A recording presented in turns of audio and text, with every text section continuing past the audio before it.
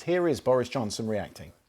For the country, I do. Just in this sense, I think it's a convincing result, a decisive result, and what it means is that as a government we can move on and focus on the stuff that I think really matters to people. Sorry, and it's a decisive result. And let me. And your allies wanted her to go straight away.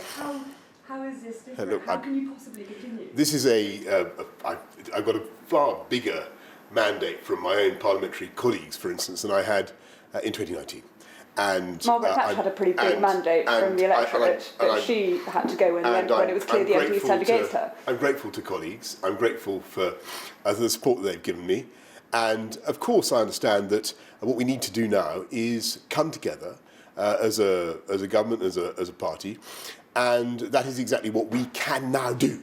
And what this gives us is the opportunity to put behind us all the stuff that I know the media have quite properly wanted to focus on for a very long time, and to do our job, which is to focus on the stuff that I think the public actually want us to be talking about, which is what we are doing to help the people of this country and all the things we're doing to take this country forward. Okay. And so what this means tonight is that we can focus on exactly that. We can focus on what we're doing to help people with the cost of living, with what we're doing to clear the COVID backlogs, with what we're doing to make streets and communities safer by putting more police out.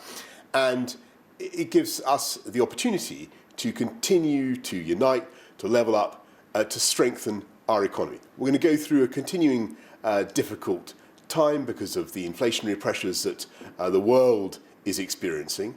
But we have a lot of natural strength, not least the lowest unemployment since 1974. And what I think is important about tonight, and forgive me, I'm going to say it again, I think this is very good news because it allows the government to focus on those issues. And that's what we're going to do. You say you want to focus on those issues. 148 MPs on your own side are against you. They're going to be dragging you through the mud. How can you possibly govern with those numbers? You really think that's a good result? I do. It's a good result. I certainly think it is, because don't forget that when I first stood to be leader of the Conservative Party in 2019, I didn't get anything like that much support from my colleagues in Parliament. We're building that, and what we have now is an opportunity to put behind us all the stuff, as I say, that people in the media like going on about. And I think there's a difference in the category of conversation. I know that people want to talk about stuff that goes on at Westminster. What I want to talk about is what we as a government are doing to help people. And no, what we're going to do now is take the opportunity to unite and deliver.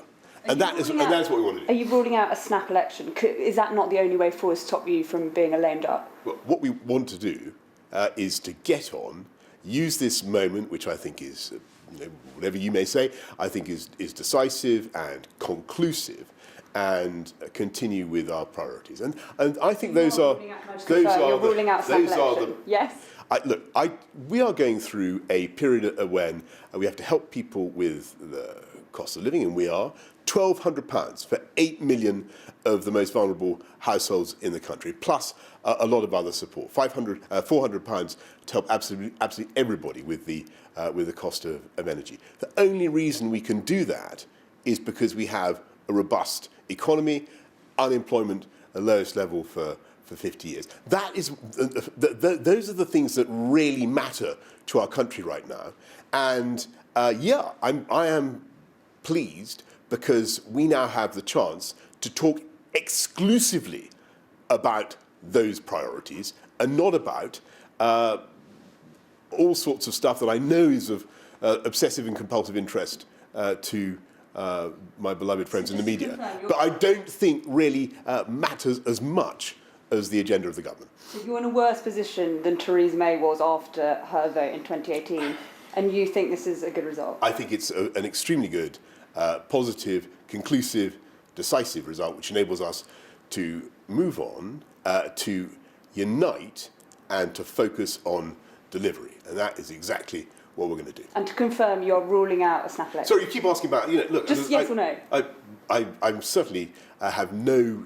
I see no point in focusing on anything else, and I'm certainly not interested in snap elections. What I'm interested in is delivering right now for the people of this country. We've got an amazing agenda. We have a fantastic mandate, a huge, biggest majority we secured in 2019 for the Conservatives for 40 years. If you look at what's just happened in Parliament, whatever statistics you want to chuck around, I've got many more MPs supporting me now than I did in 2019. I'm happy with that.